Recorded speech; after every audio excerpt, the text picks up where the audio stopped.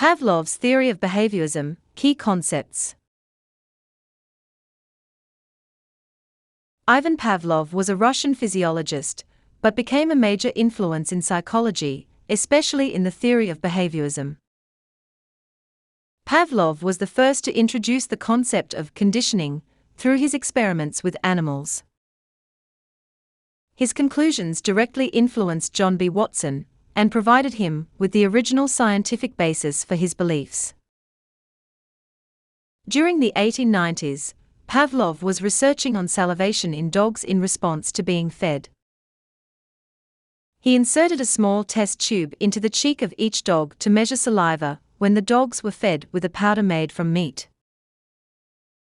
With the findings of this experiment, Pavlov predicted that the dogs would salivate in response to the food placed in front of them, but he noticed that his dogs would begin to salivate whenever they heard the footsteps of his assistant who was bringing them the food.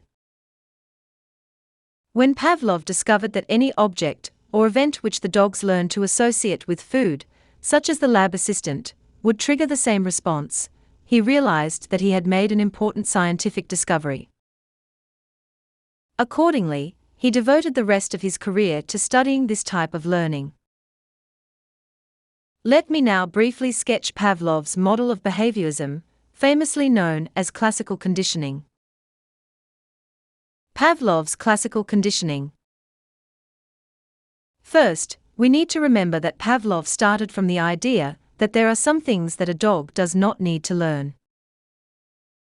For example, it must be noted that dogs don't learn to salivate whenever they see food.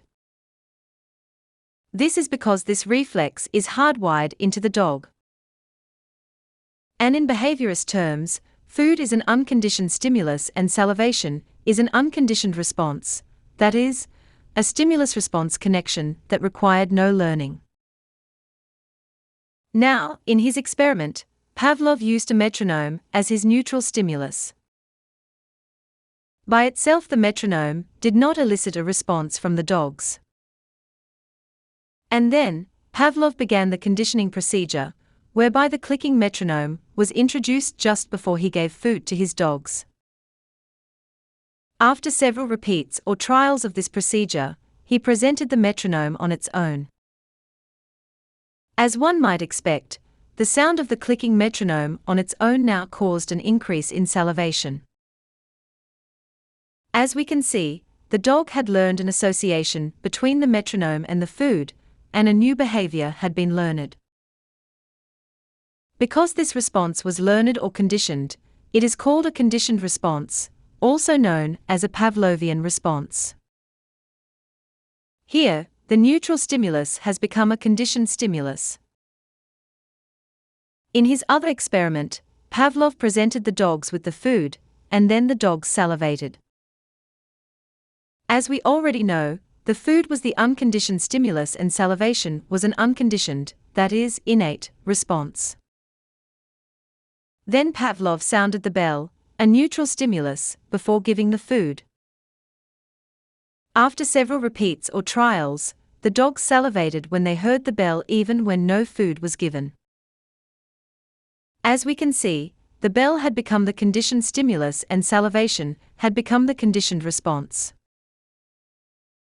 As we can see, in Pavlov's experiment, we can identify the four factors of classical conditioning at work, namely: first, the unconditioned response was the dog's natural salivation in response to seeing or smelling their food.